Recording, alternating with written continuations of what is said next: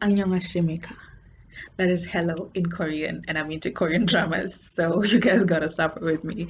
Anyways, I'm so excited to be speaking to you today. Today we're gonna be talking about something really exciting. Woo! It's the Cinderella story. Anyways, yeah, but we're really gonna be talking about the Cinderella story, and if you're looking down the contents of your Bible, wondering where the Cinderella story is, uh, let me help you. It's not in the Bible. It's a fairy tale, and if you don't know it, just Google. You're gonna be blown off your mind with a sweet little fairy tale that you're gonna quickly rule out as a fairy tale because it never happens in real life. If it does, it probably happens maybe to 0.001% of us. But today I just wanted to, think about this love, this Cinderella story. And I realized slowly that although this looks like a fairy tale and it looks like something that never actually happens in real life, but in reality, this story actually was kind of replicated, or maybe should I say the story of Cinderella was replicating something that had already happened. And what is this? The love of God. The love of God is so perfect and it's so good. And when you look at how Cinderella was favored, um, I was thinking of the fact that, number one, she arrived late. She was very late, which means already she was showing lack of etiquette and lack of respect for this prince's ball. But still, even after arriving late, she manages to capture the attention of the prince. And not just the attention, but the prince is like arrested on this girl, and he's just like, he's going to dance with her out the whole night.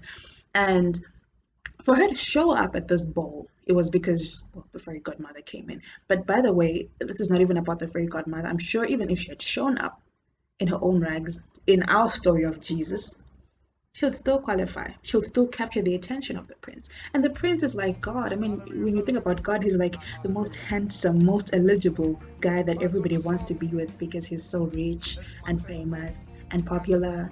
And well, he's a good guy. So he's the prince in this instance. So when you think about it, Cinderella attracted favor. And in reality, we all want that favor deep down. We all want that favor that just comes to us without us making any effort, without us even qualifying for it. And this was Cinderella. She was basically a non-entity in her family. She was the maid of the family. Even her family wouldn't, like, they didn't even make any efforts to also get her dressed, to get her to the ball. They just left her to clean. And in the end, she just ended up showing up to the ball. And she attracts the favor of the prince. And later on, because well, this whole fairy godmother thing, the dresses that she was wearing, and everything that she had, the limo, the chauffeur, they were all fake. So they're all gonna disappear at midnight, and she runs away, and then she leaves her shoe. Uh, by the way, we can dismiss the whole shoe thing. You can debate about it. Yes, it's a fairy tale. We know that. But for me, the thing is, for me, I just derived so much utility from just looking at how this prince conducts himself. He's in love with this lady, and then he starts searching for her. He uses this shoe, and let's just take this shoe to be some kind of proof that really proves that it's really you. Yes, it's not realistic that she's the only one who could fit this shoe, but she was the only one, and let's take that for that. He goes and he searches for this lady. And one thing that I just wanted to bring your attention to is that normal princes, normal princes, they wouldn't search for someone by themselves. I mean, if I were the prince, I'd just send, many people and then just be like, search for this girl, just go with this shoe, make sure everyone tries it. If you find someone who looks like her, send me a photo and send me on WhatsApp and I'll tell you if it's her or not. But I wouldn't go personally to every household, town by town, searching for this woman. That's one. This shows that he was really, really, really, really in love with this woman that he had to go personally search for her. That's not normal. That's not normal. So we call it a fairy tale. Yeah. But okay, next thing. Who else? When you really think about it, this prince goes searching from household to household. Every woman must try this shoe. Every woman, every woman, every woman. And he doesn't give up. He continues to search for her. And I mean, under normal circumstances, in reality, this is what you would know. First, you'd know, oh, the prince is in the town before ours, and then all of a sudden you're wondering, isn't he going to arrive in our town now? And then you hear, oh, it says that it looks like he stopped the search because the budget was really tight. Now it looks like the budget for this search had been well spent, so he couldn't continue with the search because it got too expensive. So he had to give up, and he ended up just finding someone else, some lady. And by the way, all those ladies that showed up at the ball, they were looking really good. I'm sure most of them had spent like weeks and days, in face masks, looking good, trying to beautify themselves so that they would attract the attention of the prince. Which makes it more amazing that Cinderella attracts the attention because, I mean, she was just transformed by a wand. But anyway, let's not go into the wand. But anyways, these women were looking beautiful, but still Cinderella attracts the attention of the prince. And I don't want to think that it was just her beauty. There was just something else extra about her because everybody else was looking beautiful at that place, and it was easier for the prince to have noticed other people who came earlier than Cinderella. Anyways, the other thing that really princes wouldn't do, or normal people, is that this guy was searching for Cinderella, and Cinderella knew that she was the one who was being searched for. But alas, even though she knows the prince is going around from town to town searching for her, she doesn't step forward. She doesn't say, oh, where's the prince? And then she takes a bus, puts out her own money, and then she's like, oh, let me go to the town where the prince is right now and just also try to shoot. No, she just sits in her house and she acts like she doesn't know what's going on. And if I were the prince, I'd probably get annoyed. I'm like, this lady, she obviously knows I'm looking for her, but she keeps quiet, she keeps hiding. I'm just gonna give up.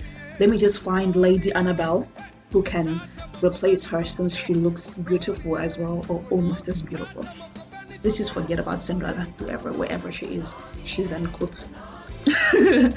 Anyways, so that's the other thing. The prince continues to search. He does not give up. He does not replace her, which he could have easily done because there was a long line of people waiting, wanting to be with the prince.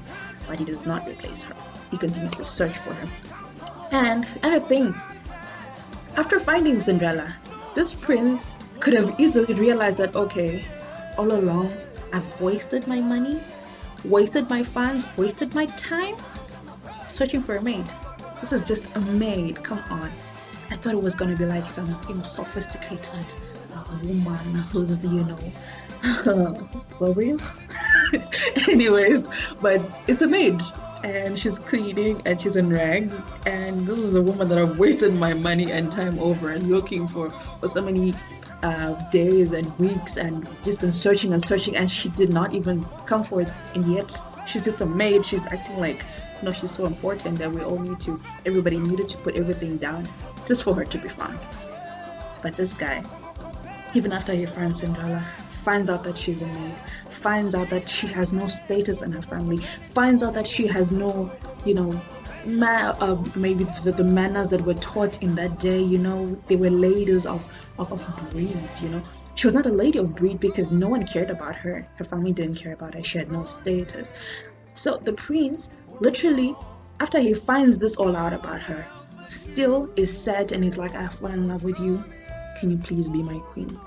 And he takes her, and she becomes the queen, just like that. And for me, the Cinderella story, like I said, all those things that I just listed up that, they don't make sense in reality. They all happen in the Cinderella story. But guess what? They also happen somewhere else. They happen between you and God. Just take that in. They happen between you and God. And some of you are wondering how. Because when you really think about it, you feel like you're one in a billion people. But the thing is, when you look at the parables, and this is something that I realized yesterday, the book of in Luke 15, you have all the parables that express the joy of God in finding you. And it's not even about you're part of a group. No, it's about you specifically. So God is not in relationships with nations and things. He's in relationships with individuals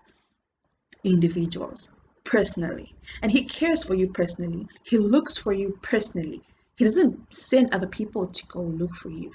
He comes personally because he cares, because he loves you.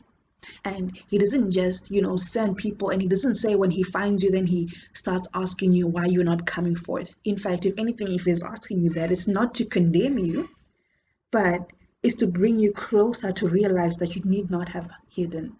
Because obviously he knows you feel insecure, he knows you feel like you don't deserve to be in the place that he wants to put you in. But he wants you to know that you're worth it in his eyes because he loved you. Go read the book of Luke, chapter 15. You realize that all those parables express the joy of the Father in finding you. The joy of the Father. Because it says that this shepherd, if you look at it, there's a parable of the lost sheep, the parable of the lost coin, the parable of the prodigal son. And all of them show the Father or the shepherd or the woman who finds that coin rejoicing. Even, I mean, imagine you've lost a coin and then you call your friends and then you're like, come rejoice with me, neighbors. I have found the lost coin. We're just gonna look at you and be like, what? Celebrate your coin by yourself. Just put it, I do not throw it in the tin or whatever. Why are you calling us for that? A coin? Seriously, a coin? But even if it's just a coin, as insignificant as it may look to everybody else, but to the Father, to God, it is very significant, just like Cinderella was. She was not a hybrid lady of status and stature. No, she was nothing special, but to the prince, she was special. And the one thing that I've realized about this is that when you realize that this prince just loves you for who you are, and he loves you the way you are. The problem with Cinderella was obviously she had gone there wearing robes and dresses and beautiful things, and she looked like someone else that she was not. But at this point, because now Prince comes and takes her out of the situation where he sees her for who she really is. Now, even if she becomes the queen and she cannot speak French, and there are French delegates coming, the prince does not expect her to suddenly know how to speak in French. And she also does not expect herself to be expected to speak in French all of a sudden when the prince knows that she's not a hybrid lady who's been educated extensively or whatever. She's just an ordinary cleaner. So because the prince knows where he found you, he doesn't expect you to do things out of the blue that you never learned to do or things that you can't do that you're not capable of doing. And that's the thing about our Lord Jesus as well. Sometimes we're so busy trying to act like this holier than thou, holy woman of God, but God knows you. It's like he knows me. I like Korean dramas. So he knows me the way I am. And he just knows how silly I am. So he's not going to expect me to just suddenly become wise all of a sudden and be, that sister that knows how to handle all the affairs of the people. Even if sometimes he knows I'm not that compassionate, he's not expecting me to just suddenly, know how to be compassionate and to give all my possessions to the people. He loves me the way I am, and he accepts me the way I am. And that's what you should know. He accepts you the way you are as well, and he loves you the way you are, and he comes to where you are. And it says in this book, every time that he recovered the lost sheep, it was all out of his own effort. Cinderella was just sitting in, I don't know, the place where she was at, busy sweeping, whatever. She knew he was searching for her, but she didn't care. But this prince was persistent, and he searched for her until he found her. And it was not by her own effort that she was chosen to become the queen. It was not by her own, manipulations and plans and little connections that she made this thing happen. It was not her, and she knew it. It was all the favor. And where does this favor come from? For us, it comes from God. And like I said, in reality, it doesn't look like it happens ever. With other people, it doesn't happen between us and other people, but between us and God. There's this favor, this mercy, this grace that is just there, and this love and this joy that the Father has in finding you. This joy that the Father has in finally finding you. And even if you look like insignificant, because he leaves 99 to search for one. Who does that? No one except him. So be assured, Christ does not replace you with Lady Annabelle because you're just the maid. He does not replace you with this wonderful man who looks like a real man of God with all the aura of, a man of God. And he says, okay, let's just forget about that one because, well, they ran away. He's going to find you, looks for you. It says in the book of Psalms, I will search for you in every land. Every land, guys. He's not going to give up. He's not going to say, my funds have run out. I can't search anymore. He's going to look for you until he finds you. And his joy It's the joy of a man who has found something that is so precious, and you're that precious to him. So don't forget, he loves you, and he loves you personally and individually, and he cannot replace you. Cannot replace you. Never. I'm so excited. You guys, you should just, I don't know, just share this to everybody that you can, and um, also don't forget to subscribe so that you know next time when we upload another video. See ya. Ta ta.